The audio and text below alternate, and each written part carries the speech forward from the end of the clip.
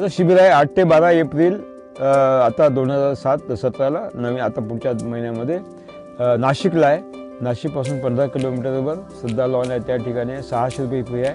600मध्ये तुम्हाला 5 दिवसाचं चहा, नाश्ता, भोजन आणि निवास आणि प्रशिक्षण मिळणार आहे. त्याचा संपर्क नंबर तुम्ही लिहून घ्या आणि कॉन्टॅक्ट करून मी तुम्हाला निमंत्रित करतो.